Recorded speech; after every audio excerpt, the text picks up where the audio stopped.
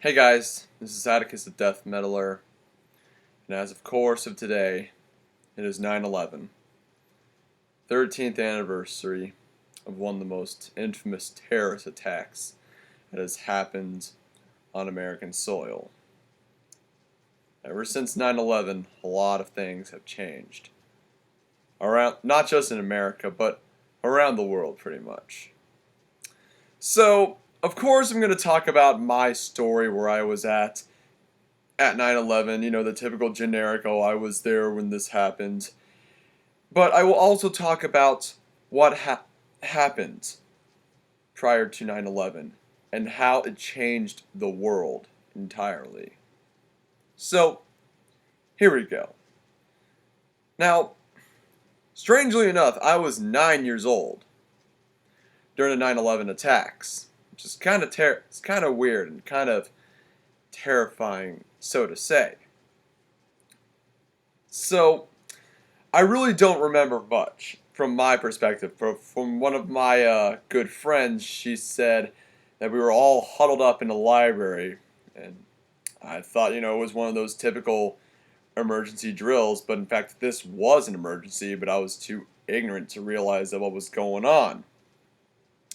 And there were no TVs being turned on over the 9/11 attacks. Everybody wasn't huddled up to the TVs watching what was going on. I mean, it was just that emergency, thing that went on at my school and nothing else. But my dad picked me up and I instantly got home and I instantly caught my eye on the TV and saw the World Trade Centers being collapsed. It was just, playbacks of what happened earlier that day. And I was really confused. I was really confused on what was going on. Why were the towers collapsed? Why did this happen? What caused them to explode? And so I realized, it was just and I found out it was just a bunch of planes that, collided in the Trade Center, which caused them to collapse later on. And it wasn't just the World Trade Center, it was also the Pentagon that was hit. And later on, there was a flight that was going to be aimed at the White House, which was Flight 93, but a bunch of the people fought back against the hijackers, and the plane crashed down. So, that was the 9/11 attacks, as it is immortalized here in the U.S. But here's the casualty rate that all the people who died 9/11 were 2,976 American people. So, of course, to all the people who died in the Trade Center, the Pentagon, United 93, my thoughts are for your family, your families, your loved ones, and all that stuff. Now let's get down to the real point, the real topic on what happened after 9/11. Well, Bush signed the Patriot Act, which basically limited our freedoms. We traded our freedoms for security. Illegal wiretappings were held around the country, just in case if someone was playing a terrorist plot, we would, react. But evidently, it's basically just housed many innocent Americans, what with the NSA and all this other stuff. The airports have buffed up their securities where basically we're being patted down for anything suspicious, being x-rayed, having our luggage checked in. Well, usually our luggage is always checked in, so I'm fine with that. But with us, emptying our pockets, being patted down, and being x-rayed over carrying something, no, I don't really like that at all. But that's just me. If you feel comfortable, being patted down, being x-rayed over what you have in there, especially when it comes, hiding illegal drugs up your butthole, that's fine by me. But in my personal opinion, I don't think it's all right. Continuing, And also, what happened prior to 9/11 towards the Arab American communities. This especially towards the Arab American communities, because of course the hijackers were from those regions. And a lot of people were on a witch hunt. They wanted to bring out a scapegoat. This happened with, the Japanese in Pearl Harbor. This happened with, German Americans and, communists, the Iranians during the Ayatollah's revolution, Saddam's Iraq. And now these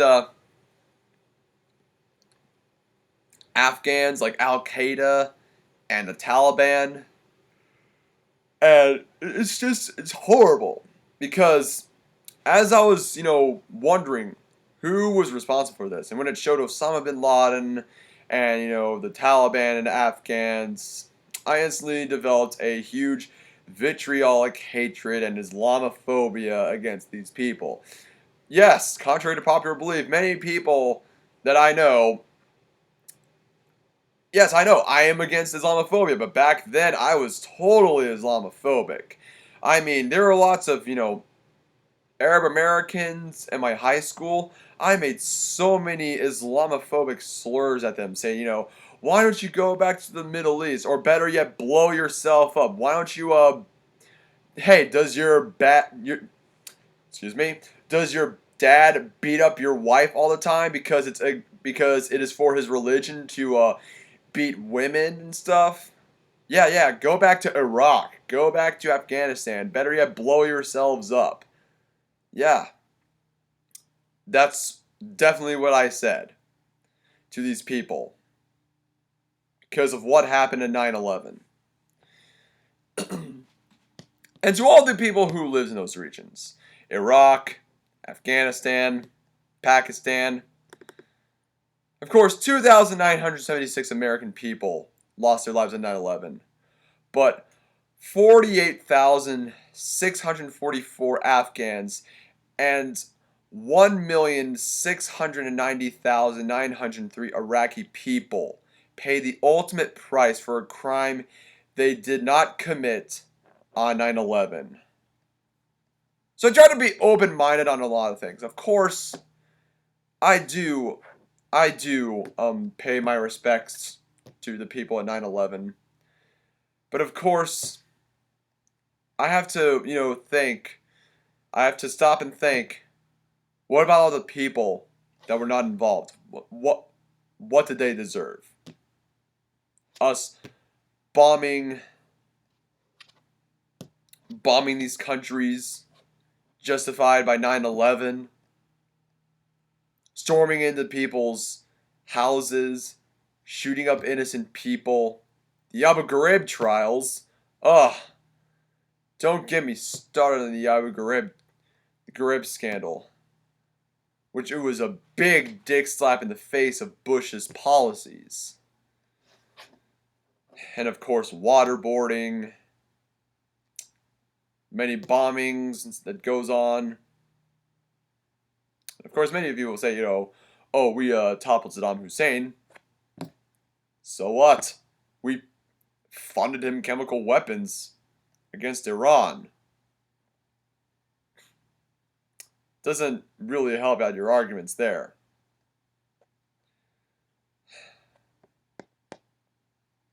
I just really hate it. I just really hate the fact that there's so much hate and prejudice towards the Arab American communities. All for what a couple of people did on 9/11. And their excuse is to go around, invade Iraq, invade Afghanistan, kill a bunch of people that did not deserve it. And of course, trading away our securities. Look at what's happened in America. We are living in a paranoid society, in an Orwellian society. The Patriot Act started, then there was the NDAA that was signed by Obama in 2012, and of course there was the NSA that was exposed by Edward Snowden. Face it. And of course, the whole James Evans thing when I talked about, the guy who posted those Exodus lyrics. This is post 9/11, people. This is the post 9/11 era that we're living in. And we're being so paranoid to the fact that we are limiting our freedoms every day that is against our Bill of Rights. After what happened on 9/11. I thought that what was going on after 9/11 was justifiable. It was an act of vengeance. When we killed Osama bin Laden, I thought it was, justice deserved. But at what cost? At what cost? Of all those people, I will say this again. 48,644 Afghans and 1,609 sorry, 1,690,903 Iraqi people pay the ultimate price after what happened in 9/11. 2,976 American people lost their lives. And all these people who were innocent had to pay the ultimate price. The bombings, the shellings, the break-ins, like the stormings of houses, Abu Ghraib, waterboarding, all these other torture methods. All the price of hunting down one man.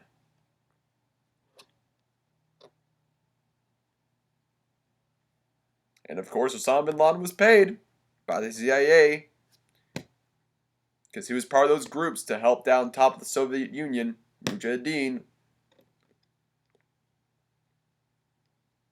It's really funny. It's actually really funny. All of our foreign policies, of course, of like what happened in Afghanistan, we funded the Mujahideen in their fight against the Soviet Union. Then they decided to take it up a notch. And, tried to take down America.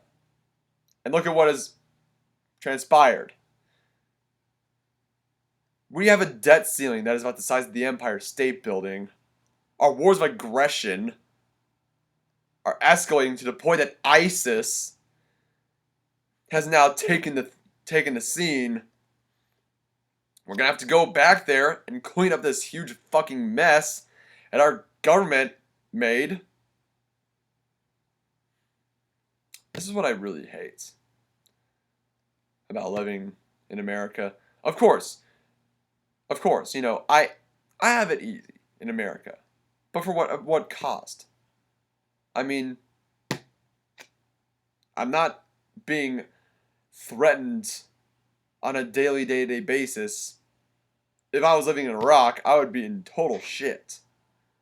For what ISIS is doing, of course I do have it somewhat easy living in the States.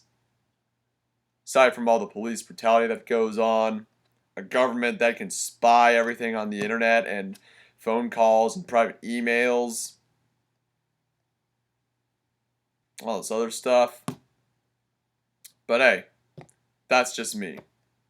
That's just my take on 9/11. And as of course, as always, I will say this, I do feel sorry and I feel very sympathetic, and my thoughts and my condolences goes out to the families that lost their loved ones on 9/11. But I will say this again, as I do have my thoughts for the people on 9/11, I do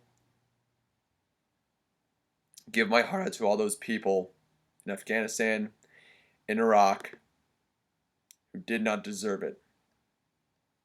Who did not deserve it in what way, any shape or form, and to all the Arab American communities that are being scrutinized on a constant basis for people who think it's a good deed to go ahead and make Islamophobic slurs against these people. Most of those people escaped those parts of the Middle East and came to America to seek a better life.